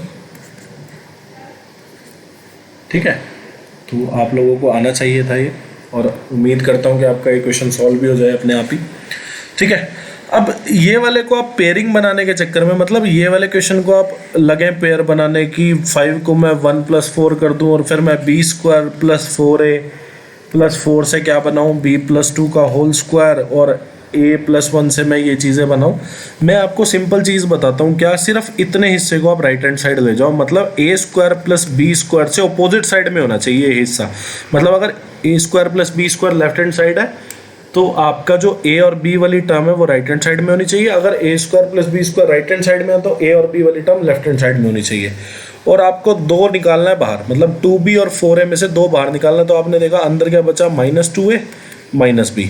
तो अब जो a का कोफिशिएंट है वो a की वैल्यू है, b का कोफिशिएंट जो है b की वैल्यू है, ठीक है। ये तब पॉसिबल है जब a² और b² का कोफिशिएंट जो है 1 है, ठीक है ना। ये चीज़ भी ध्यान रखना कि a² और b² का कोफिशिएंट 1 है, तभी ये वाली वैल्यू पॉसिबल है, नहीं तो फिर किसी और तरीके से निकालते हैं, और वहाँ निकाल के दिखा भी चुका हूँ आपको CGL 2020 के क्वेश्चंस में, ठीक है। तो आपने देखा a की वैल्यू कितनी -2, b की वैल्यू कितनी -1, ठीक है। मेरे को तो यही सही लगता है, तो आपको कुछ और सही लगता हो तो आप देख लेना। मेरा तो यही बेस्ट तरीका है निकालने का। -4 + 3 -4 - 3, तो आपने देखा -1/-7, तो ये हो गया 1/7। 1/7 इज द करेक्ट आंसर। अब ये वाला क्वेश्चन है। क्वेश्चन में बोला है ट्रेन जो है 45 मिनट लेती है कुछ डिस्टेंस को ट्रेवल करने में। पहले तो डिस्टेंस निकाल लो। आपको पता है डिस्टेंस क्या होता है, स्पीड इनटू टाइम। स्पीड जो है वो कितनी है 80 km/h, टाइम कितना लगा 45 मिनट। आप उसको आर में चेंज कर लो, क्योंकि स्पीड की यूनिट है वो km/h में है, तो आर में है तो आप टाइम को भी आर में चेंज कर लो। तो आपने देखा ये गया 4 पे, ये गया 3 पे, और ये गया 15। तो आपने देखा 60 किलोमीटर जो है डिस्टेंस ट्रेवल हुआ, ठीक है। क्वेश्चन बोला है स्पीड जो है अब इंक्रीज हो गई कितनी 125%।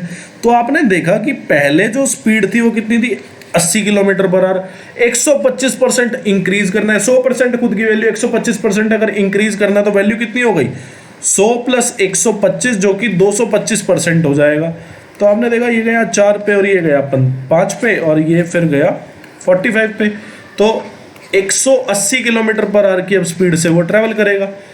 अब बोला है क्या कि टाइम बताओ उसको सेम डिस्टेंस जो कि 60 किलोमीटर ट्रेवल होता है इसका 8/5 ट्रेवल करना है। तो आपने देखा 8/5 जो है इसका कितना आ जाएगा, तो आपने देखा 12 पंजे तो 96 किलोमीटर अब उसको ट्रेवल करना है। टाइम बताना है कितना लगेगा। टाइम क्या होता है डिस्टेंस अपॉन स्पीड। डिस्टेंस इतना ट्रेवल करना है, स्पीड कितनी है 180 km/h, ठीक है ना। तो आपने यहाँ से देखा कि ये तो फ्रैक्शन आ रही है 96/180 r।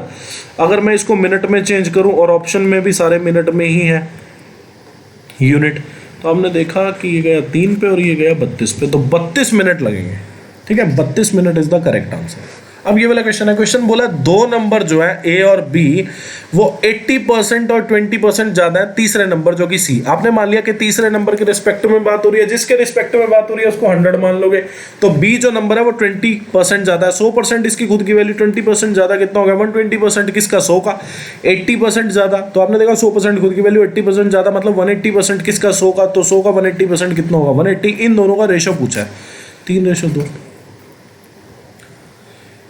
अब ये वाला क्वेश्चन है, क्वेश्चन में बोला है क्या, क्वेश्चन में बोला है आप लोगों को कि ए अगर किसी काम को खत्म करे तो 15 दिन में कर देगा और बी अगर उसी काम को करे तो 10 दिन में खत्म कर देगा।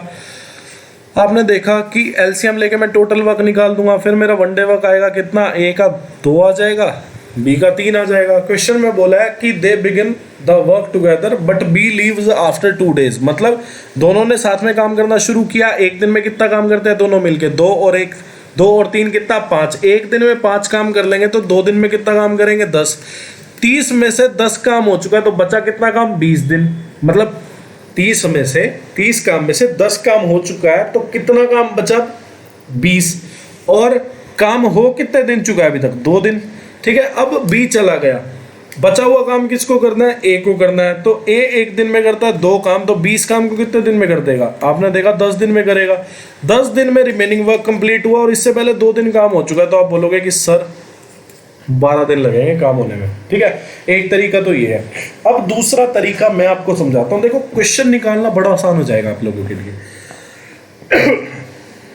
सॉरी, आपने यहाँ पे एक चीज नोटिस करी क्या, आपने देखा ए और बी ने ना साथ में काम करना शुरू किया और ए ने एंड तक काम किया, मतलब ए जो है शुरू से लेके एंड तक काम कर रहा है। पहली चीज आपने ये देख ली कि ए और बी ने साथ में काम करना शुरू किया और बी जो है रास्ते में से चला गया, मतलब 2 दिन बाद बी जो है अपना रास्ता बदल गया, अपना काम छोड़ के वो चला गया और ए ने काम को खत्म किया जो रिमेनिंग काम था। मतलब ए जो है शुरू से लेकर एंड तक काम कर रहा था। आपने देखा क्या, आपने देखा बी ने कितने दिन काम किया, मतलब ए और बी ने 2 दिन काम किया। आप अभी के लिए इतना समझो क्या कि बी ने कितने दिन काम किया 2 दिन। पूरा काम कर देते हैं 10 दिन में तो 2 दिन में कितना काम करेगा बी, तो आपने देखा बी अगर पूरा काम 10 दिन में कर देता है तो 2 दिन में कितना कर देगा 1/5। फ्रैक्शन में बात हो रही है तो टोटल की वैल्यू कितनी होती है 1। पूरे काम में से अगर 1/5 में काम घटाऊं तो कितना काम बचा 4/5। अब ये 4/5 जो काम है वो किसने करना है, ए ने।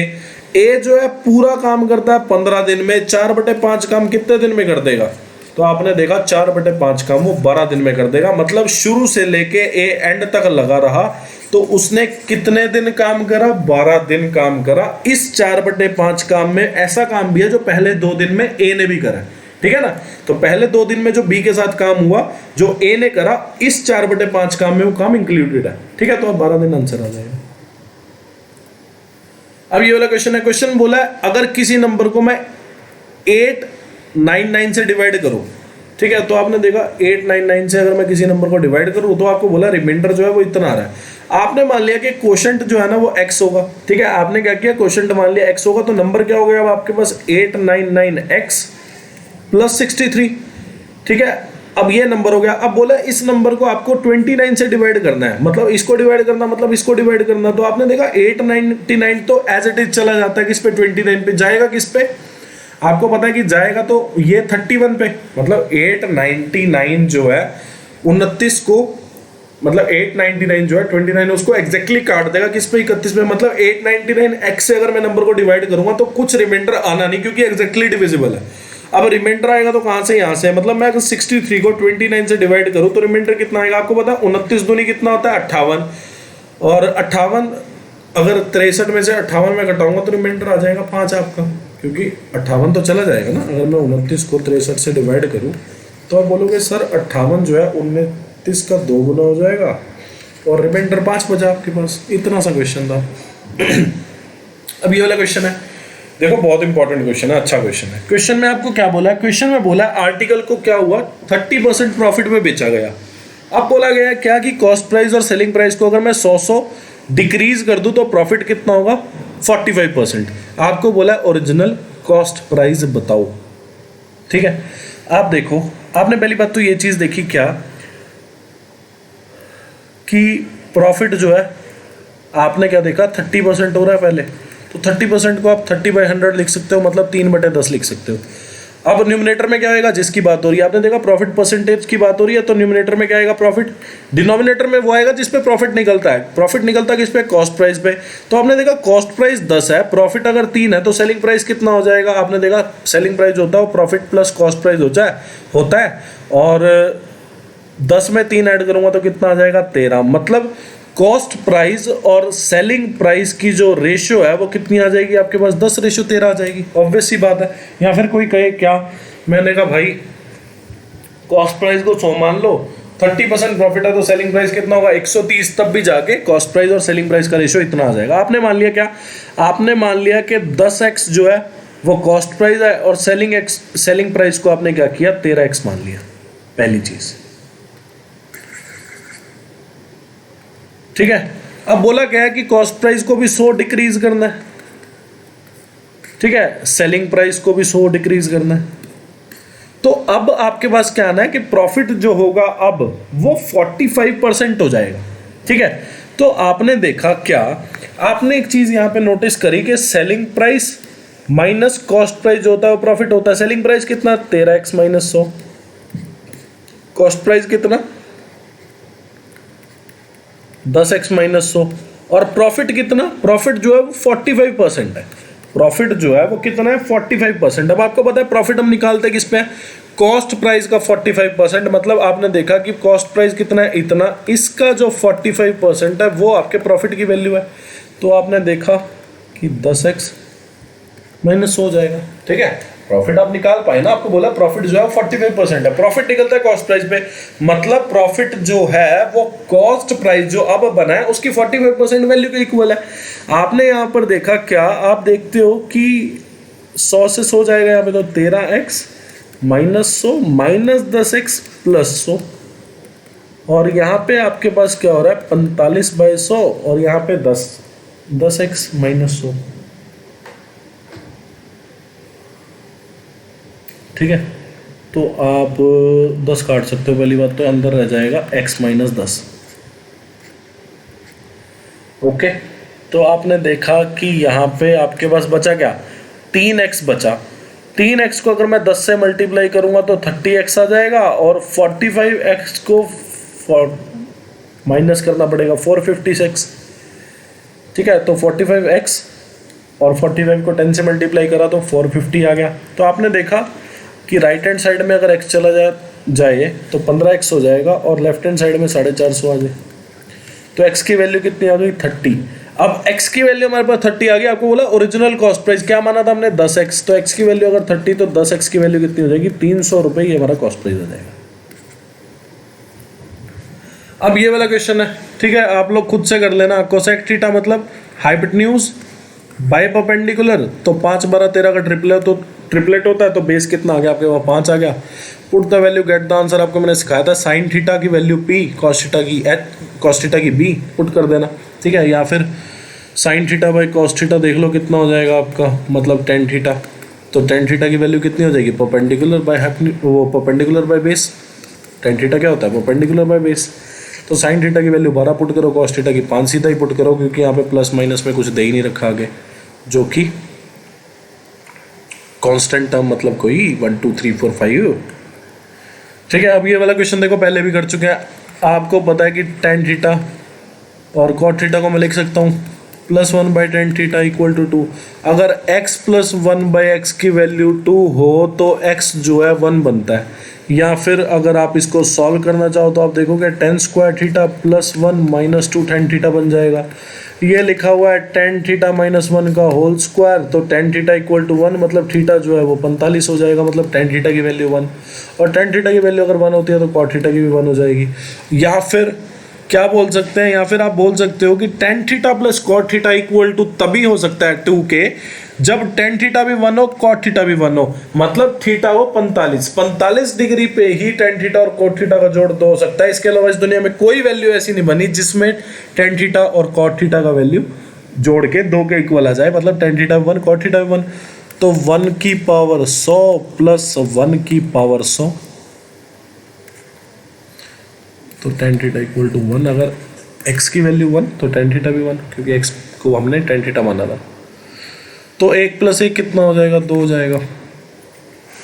अब ये वाला क्वेश्चन है, देखो इस क्वेश्चन को करने के काफ़ी तरीके हैं। पहली बात तो आपने देखा क्या कि 2 साल का कंपाउंड इंटरेस्ट 5% ब्याज दर पे इतना, आपको सम बताना है। देखो सम लेट करने का पहले तो मैं आपको तरीका बताता हूँ। वैसे तो आप प्रिंसिपल 1000 मान लोगे तब भी क्वेश्चन होगा, पर पॉइंटों में आ जाएगा। हम नहीं चाहते कि पॉइंट में आए, हम चाहते हैं कि हम प्रिंसिपल ही कुछ ऐसा माने जिससे हमारा जो सॉल्व करके है वो पॉइंटों में कोई चीज़ आए ना। आप देखोगे कि यार अगर मैं 1000 मान लूँ, 1000 का 5% कितना होगा 50। अब 50 का जो 5% है वो 2.5 हो जाएगा, पॉइंटों में आ जाएगा ना। तो आपको पता है कंपाउंड इंटरेस्ट वैसे है, पॉइंटों में लाके फ्रैक्शन में लाके फायदा ही नहीं। आपने देखा रेट कितना दिया आपको 5%। 5% को आप लोग क्या लिख सकते हैं 1/20, ठीक है। तो 2 साल दिए हैं तो आप प्रिंसिपल की वैल्यू जो नीचे, मतलब रेट क्या होता है, पहली बात तो आपको एक चीज पता होनी चाहिए, रेट ऑफ इंटरेस्ट होता क्या है, ब्याज दर। तो आपने देखा रेट है 5%, 5/100 मतलब 1/20। अब ये जो न्यूमरेटर में आएगा ये क्या आएगा आपका इंटरेस्ट, डिनोमिनेटर में जो आएगा वो आएगा प्रिंसिपल, जिस पे इंटरेस्ट निकलता है। तो आपने देखा प्रिंसिपल की वैल्यू एक तो 20 माननी है, और 20 की पावर क्या माननी है, जितने साल होंगे। अगर 3 साल होते तो 20 का क्यूब मानते, अगर 2 साल है तो 20 का स्क्वायर मान लो 400। अब आपने 400 ये मान लिया ना प्रिंसिपल, अब क्या होगा आपका एक बार भी फ्रैक्शन नहीं आएगा और पॉइंटों में नहीं आएगा। जितने साल हो ना डिनोमिनेटर की पावर उतना मान लो, बात सिर्फ इतनी सी है, ठीक है ना। तो आपने देखा प्रिंसिपल 400 मान लिया आपने, प्रिंसिपल 400 आपने लेट कर लिया। तो आपने देखा 400 का 5% कितना होगा, आपने देखा 400 का 5% जो होगा वो 20 होगा। तो आपने देखा पहले साल का ब्याज कितना आ गया 20, दूसरे साल का ब्याज एक तो प्रिंसिपल पे आएगा 20, और 20 का जो 5% होगा वो कितना होगा आपके पास 1।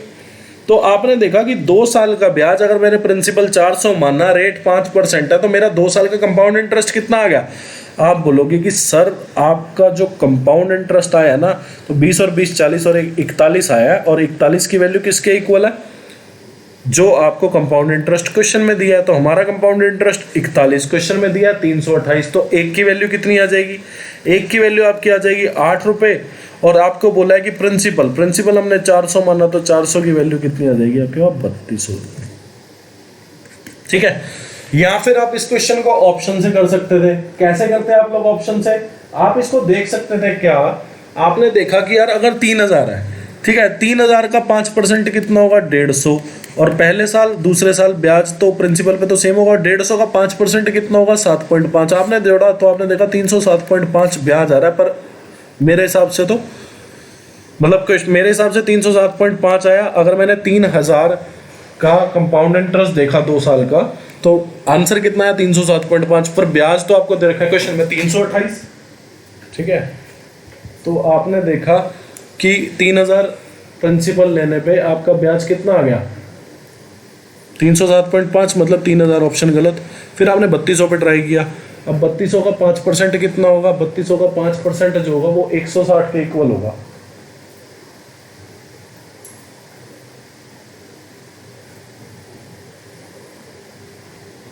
तो 5% जो है 3200 का 5% कितना 160 एज इट इज। फिर 160 का 5% कितना होगा, आपने देखा 160 का जो 5% मतलब 1/20, तो 160 का 1/20 हिस्सा कितना होगा 8।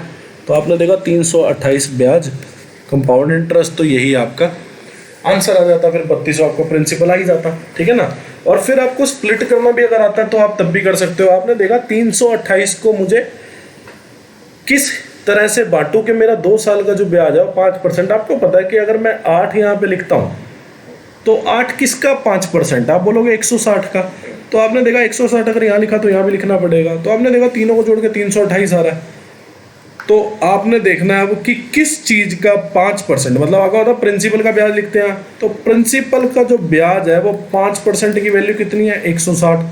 तो पूरा प्रिंसिपल जो है वो आपका कितना आ जाएगा, प्रिंसिपल आ जाएगा आपका 3200। अगर आपको वैल्यू स्प्लिट करनी आती है तो मतलब नंबरों में खेलना अगर आपको आता है ना, तो आपके लिए अरिथमेटिक मैथ्स जो है ना, अरिथमेटिक मैथ्स बहुत आसान है आपके लिए अगर आपको नंबरों में खेलना आता है। देखो हिट एंड ट्रायल लगाया, बहुत आसान है क्वेश्चन करना।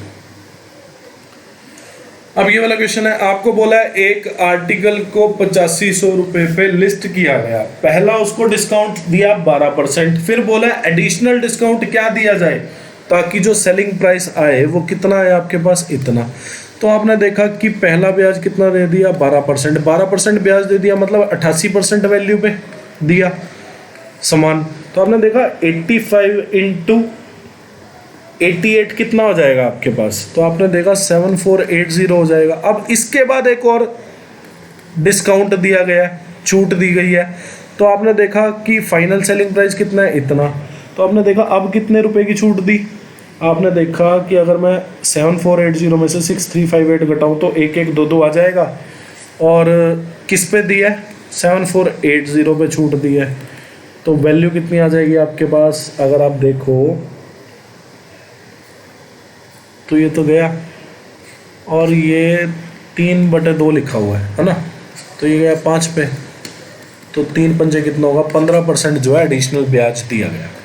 क्वेश्चन बोला है डिफरेंस बताना लार्जेस्ट और स्मॉलेस्ट एंगल का किसी ट्राइंगल के, जिन एंगल का रेशो, मतलब जिस ट्राइंगल के एंगल का रेशो कितना है, इतना। तो एंगल के रेशो का जोड़ और ट्राइंगल के सारे एंगल का जोड़ कितना होता है, 180 डिग्री। तो आपने देखा कि रेशो का अगर मैं जोड़ करूं सभी एंगल के ट्राइंगल के, मतलब सभी एंगल ऑफ ट्राइंगल का अगर मैं जोड़ करूं रेशो का, तो रेशो के हिसाब से जोड़ करके कितना आ रहा है, sum of all angle of triangle. तो हमने देखा 8 4 12 और 3 15, 15 की वैल्यू कितनी हो गई, 180 डिग्री, 1 की वैल्यू कितनी होगी, 12 डिग्री। आपको बोला है क्या कि लार्जेस्ट कौन सा 8, स्मॉलेस्ट कौन सा 3, इन दोनों का डिफरेंस पूछा है, मतलब 8 - 3 की वैल्यू पूछी है, 5 की वैल्यू पूछी है, 60 डिग्री आ जाएगा।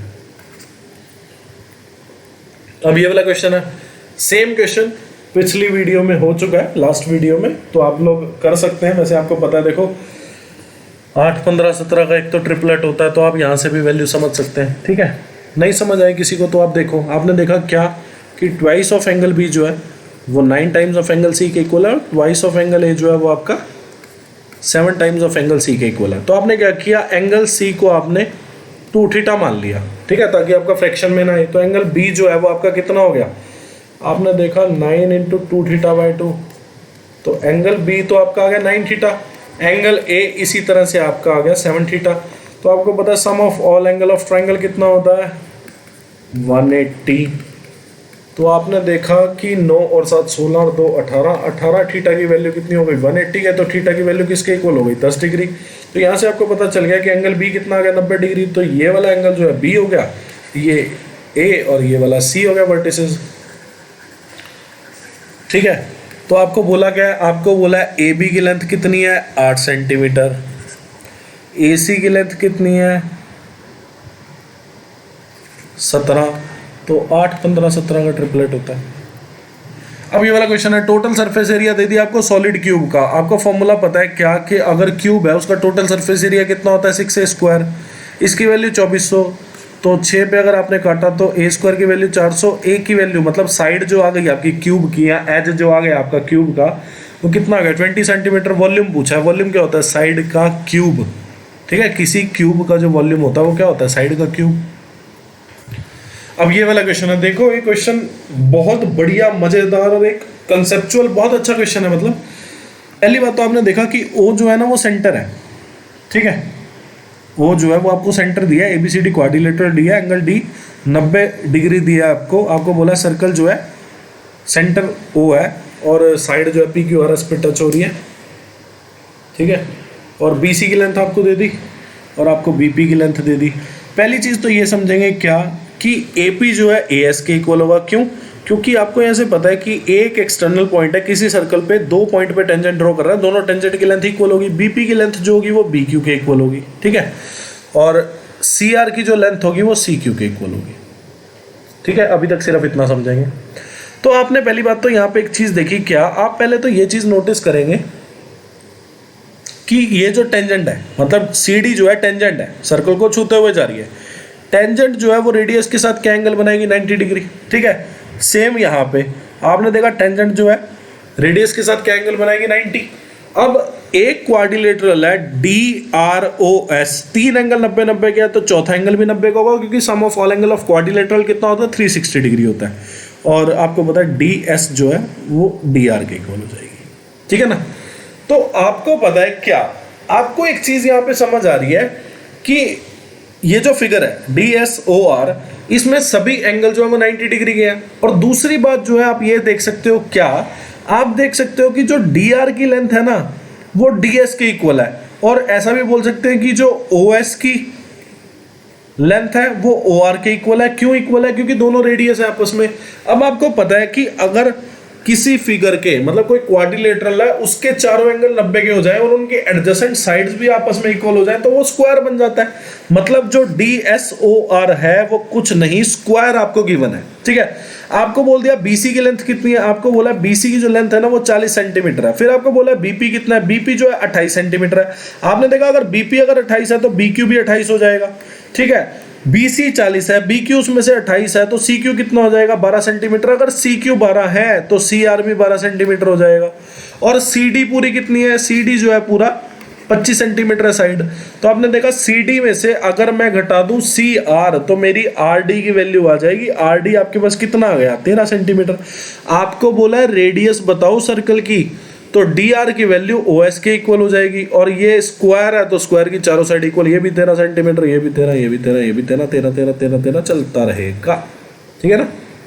अभी ये वाला क्वेश्चन है, करा चुका हूं मैं पहले भी आप लोगों को, 2 बार आ चुका है क्वेश्चन पहले, तीसरी बार अब आपके सामने है। आपको पता है फॉर्मूला क्या यूज होगा जब भी आपको ABC वैल्यू दे दी जाए और आपको बोला जाए a cube plus b cube plus c cube minus 3abc बताओ, तो आपको किस फॉर्मूला से बतानी है, half a plus B plus C, a minus B का whole square, b minus C का होल स्क्वायर और c माइनस a का होल स्क्वायर। क्योंकि इनका डिफरेंस जो है ज़्यादा नहीं है, और डिफरेंस जो है यहाँ पे जाके आपका जब डिफरेंस का आप स्क्वायर करोगे तो 1 का स्क्वायर और 2 का स्क्वायर आपको करना है, तो वैल्यू बहुत ज़्यादा खत्म हो जाएगी। तो आपको ये वाला फॉर्मूला यूज करना होगा जब आपको ABC तीनों की वैल्यू दी जाएगी, और दी जाएगी इसी में, मतलब जो डिफरेंस दिया जाएगा या 2 का डिफरेंस दे देगा या 3 का या 1 का डिफरेंस दे देगा या 4 का, मतलब इसी तरह बिल्कुल लिटिल गैप में देगा। मतलब ऐसी वैल्यू दे सकता है 225, 229, 233, तो ऐसी वैल्यू देगा जो का डिफरेंस जो है ना वो इजीली कैलकुलेटिव हो, मतलब इजीली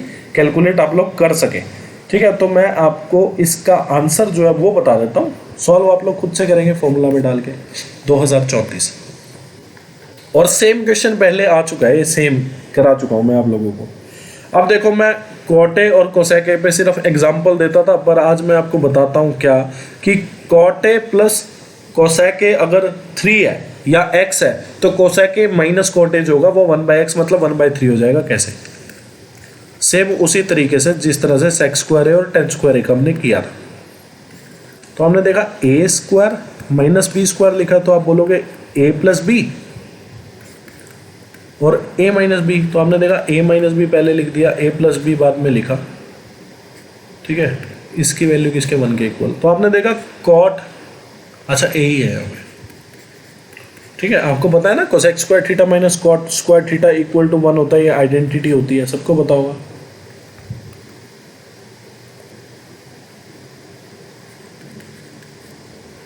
तो आपने देखा कि cosec A plus cot A की वैल्यू आपको पता है 3, तो cosec A minus cot A की जो वैल्यू होगी वो कितनी होगी 1/3। ठीक है,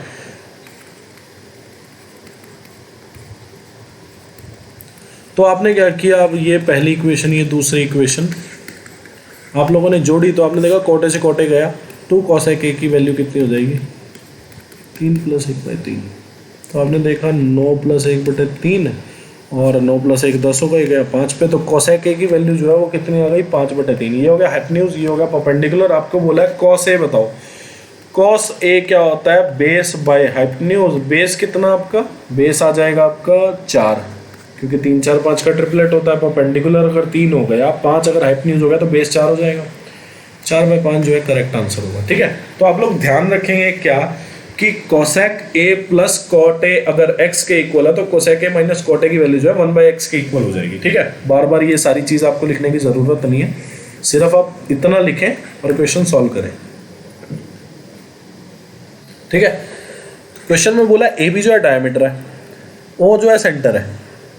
ठीक है, तो बोला गया आपको एंगल POA या एंगल AOP भी बोल सकते हैं आप लोग इसको, कितना है 130 डिग्री। तो आपने देखा कि यहाँ कहीं नहीं बन सकता, मतलब इस वाले जो ये जो पॉइंट है सर्कमफ्रेंस पे, इससे इधर बनेगा, क्योंकि 130 है, 130 माने ऑब्ट्यूज एंगल, तो यहाँ पे जो एंगल बनेगा वो इस तरह से बनेगा, मतलब यहाँ पे कहीं पॉइंट होगा P। ठीक है, पहली चीज।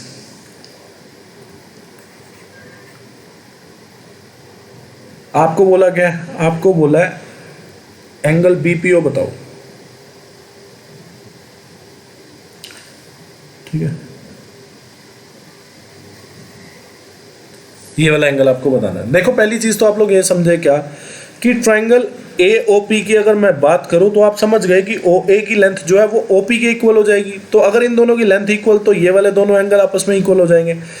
सम of all angle of triangle होता है 180 डिग्री, उनमें से एक एंगल अगर 130 का हो गया तो बाकी दोनों एंगल का जोड़ कितना हो गया 50, और दोनों एंगल आपस में इक्वल है तो 25-25 में बट गए। ठीक है, और फिर आप बोल सकते हो बात क्या कि ए बी अगर डायामीटर है तो सरकमफ्रांस के किसी भी पॉइंट पे जो डायामीटर एंगल बनाता है वो कितने का बनाता है 90।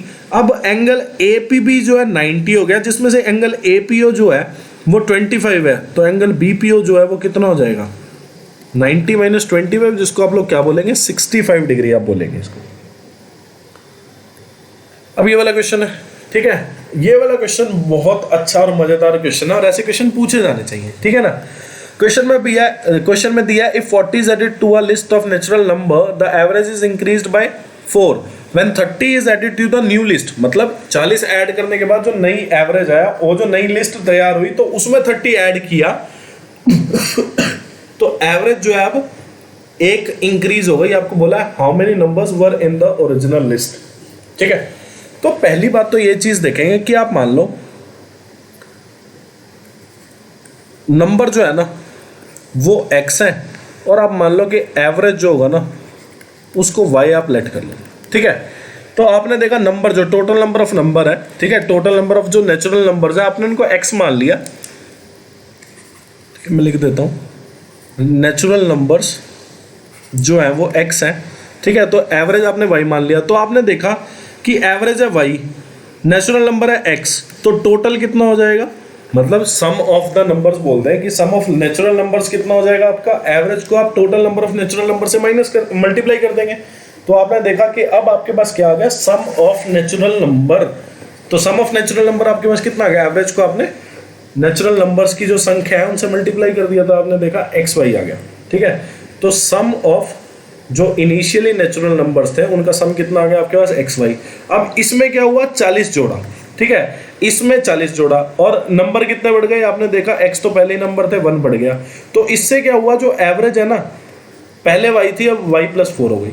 ठीक है, और फिर बोला गया है क्या, फिर आपको ये चीज बोली गई है कि अब जो सम हुआ है मतलब न्यू लिस्ट जो तैयार हुई तो उसका सम कितना हो गया xy प्लस 40, अब इसमें 30 ऐड करना है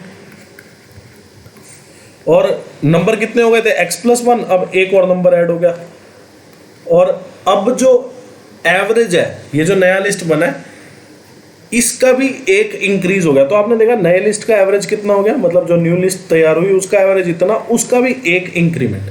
ठीक है, तो आपने देखा दो इक्वेशन दो वेरिएबल, आप देखो इसको सॉल्व करोगे तो आप देखोगे इन दोनों को मल्टीप्लाई, तो इन दोनों को जब आप मल्टीप्लाई करोगे तो आप देखोगे x प्लस 1 और y प्लस 4 को मल्टीप्लाई करना है, तो आप देखोगे एक्स वाई और y आ गया 4x आ गया प्लस 4 आ गया। ठीक है, तो x y से x y गया, तो यहाँ पे आपके पास 4x प्लस y की वैल्यू कितनी आ गई 36। ठीक है, फिर आप इसको सॉल्व करते हो तो आप देखते हो कि y प्लस 5 है यहाँ पे और x प्लस 2 से मल्टीप्लाई करते हैं और इधर कितना हो गया x y प्लस 70, तो हमने देखा 5x प्लस 2y और इधर प्लस 10। ठीक है, तो हमने देखा x y से x y गया और यहाँ से आपके पास एक और इक्वेशन तैयार होती है, क्या आपके पास इक्वेशन तैयार हुई 5x प्लस 2y की जो वैल्यू तैयार हुई आपके पास कितनी हो गई 70। अब आपने देखा एक इक्वेशन ये है, एक इक्वेशन दो वेरिएबल आप लोग सॉल्व कर लें। आपने क्या किया, पहली को 2 से मल्टीप्लाई करके लिखा, तो इसको ऊपर ही लिख लो 2 से मल्टीप्लाई करके, तो आपने देखा 72। एक सेकेंड,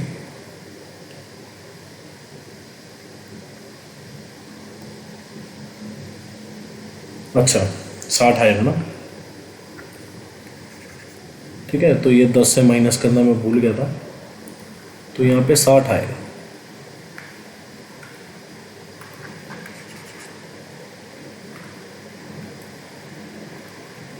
तो आपने देखा कि अगर मैंने 2 से मल्टीप्लाई करा तो यहाँ पे 8x प्लस 2y आ जाएगा। अब दो इक्वेशन जो हैं इनको माइनस कर दो, तो दोनों इक्वेशन को जब आपने माइनस किया तो आपने देखा 1 माइनस 2 जब मैंने किया तो यहाँ से अगर 3x की वैल्यू किसके इक्वल 12, तो x की वैल्यू कितनी हो गई 12/3, जिसको आप क्या बोलोगे 4।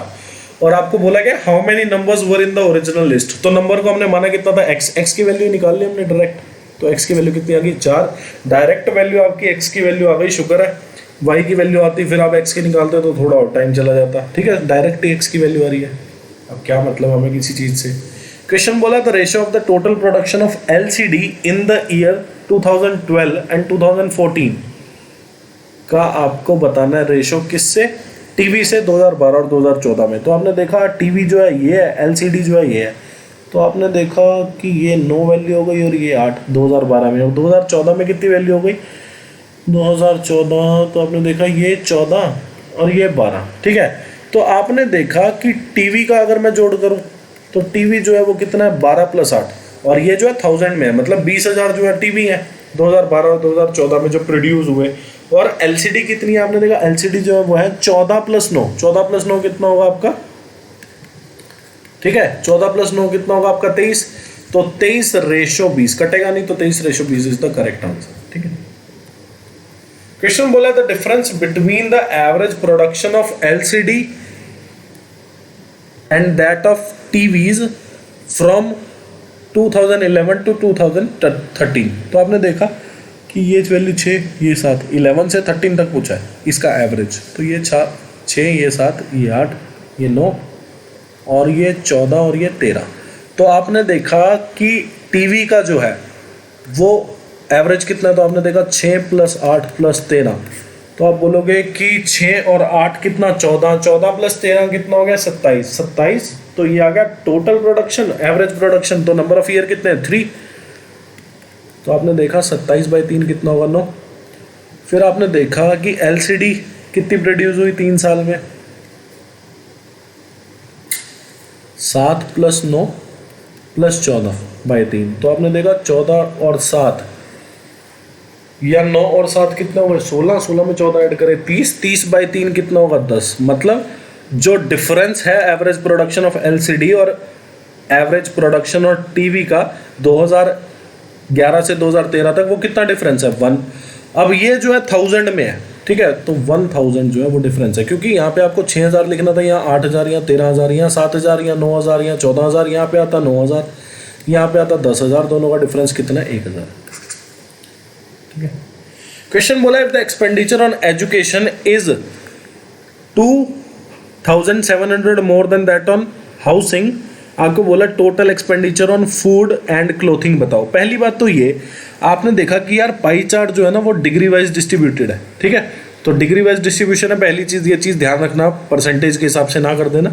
उसके बाद आपने देखा कि यार मैंने आपको कई बार बताया वो मोर देन दे, वो लेस देन दे, वो कुछ नहीं दे रहा, दोनों का डिफरेंस दे रहा है। मतलब हाउसिंग और एजुकेशन का जो डिफरेंस है वो 2700 है, पर डिग्री के हिसाब से कितना डिफरेंस है आपने देखा, डिग्री के हिसाब से हाउसिंग का वैल्यू जो है 60 डिग्री है और एजुकेशन की जो वैल्यू है वो 75 डिग्री है। तो आपने देखा दोनों का डिफरेंस कितना डिग्री का, आपने देखा 75 डिग्री में से अगर मैं 60 डिग्री घटाऊंगा तो मेरे पास कितना आ जाएगा 15 डिग्री। तो 15 डिग्री की वैल्यू कितनी आ गई 2700, तो 1 डिग्री की वैल्यू कितनी आएगी 2700/15। आपको बोला है क्या, आपको बोला फूड और क्लोथिंग पे जो खर्चा हुआ है वो बताएं कि टोटल कितना हुआ है। तो आपने देखा फूड जो है वो ये है, क्लॉथिंग जो है वो ये है, तो 125 डिग्री प्लस 18 डिग्री जो कि 143 डिग्री, मतलब 1 डिग्री की वैल्यू आपके पास आ गई। 15 डिग्री की असल में आपको वैल्यू गिवन थी 2700, आपको बोला है क्या, आपको बोला है कि 143 डिग्री की वैल्यू बताओ। और ये चीज़ ध्यान रखना कि मैंने आपको बताया था ना वो मोर देन दे कुछ नहीं दे रहा, दोनों का डिफरेंस, मतलब एजुकेशन और हाउसिंग का डिफरेंस दे रहा है, ठीक है। तो कई लोग पढ़ पाएँ कि मैं इसको कैसे करूं, तो आप मोर देन लेस देन देख के आप समझ जाया करो दोनों का डिफरेंस है। फिर जो हायर वैल्यू है उसमें से लोअर वैल्यू माइनस कर दिया करो, ठीक है ना। तो वो देना यही चाहता है, बस वो थोड़ा सा घुमाता है भाई मोर देन। फिर आप पता क्या वो चाह रहा है आपसे कि आप ऐसा लिखो कि एजुकेशन का जो खर्चा है वो हाउसिंग से 2700 ज़्यादा है। तो कई बच्चे तो जिनका इंग्लिश थोड़ा सा मैथ्स के क्वेश्चन में मोर देन लेस देन वालों में थोड़ा कम होता है, तो वो ऐसे ही जो है एक आधा मिनट बर्बाद कर देंगे कि मैं E - H लिखूं कि H - E। आप लोग अंडरस्टूड करेंगे ये चीज़ क्या कि आप देखें कि बड़ा कौन सा एजुकेशन, छोटा कौन सा हाउसिंग, तो दोनों का डिफरेंस ले लें आप लोग, ठीक है ना। और यहाँ पे वो दोनों का डिफरेंस ही दे रहा है, मोर देन और लेस देन कह के, मतलब दोनों का डिफरेंस जो है वो 2700 रुपये है डिग्री का, ठीक है। तो आपने देखा कि पहले तो मैं इसको सॉल्व करूँ कि 1 डिग्री की वैल्यू कितनी हो गई 180, ठीक है ना। तो 18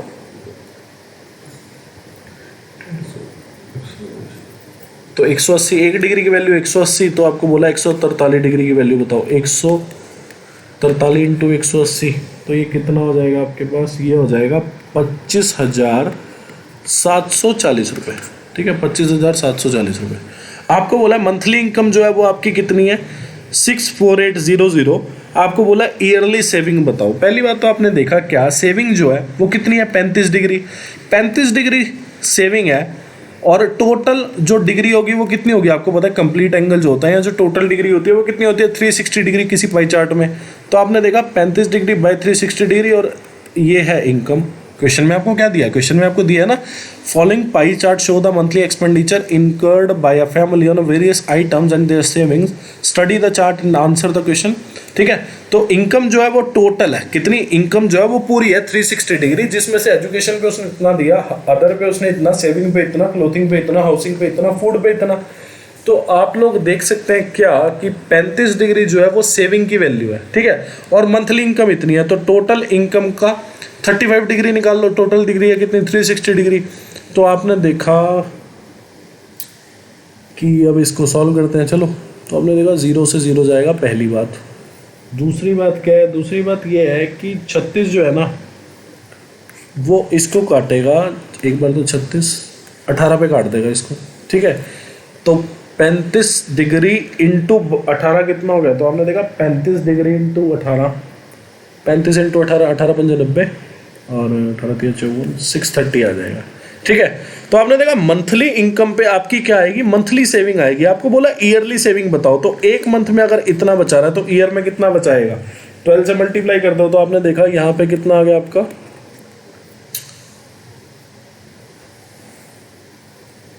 75,600 आ जाएगा आपका, ठीक है। तो आपने देखा कि अगर मैं मल्टीप्लाई करूँ 12 3 36 और 6 3, तो 75,600 ये आपके पास ईयरली सेविंग आ जाएगी, ठीक है। तो इस वीडियो में इतना ही। वीडियो अच्छी लगी हो वीडियो को लाइक कर देना, चैनल को सब्सक्राइब कर देना, शेयर कर देना फ्रेंड रिलेटिव नोन जो भी तैयारी कर रहा हो आपका, कमेंट कर देना अपने प्रीशियस रिव्यूज़, फॉलो कर लेना। Thanks for watching this video. आप लोग खुश रहे, तैयारी करते रहे। Thank you.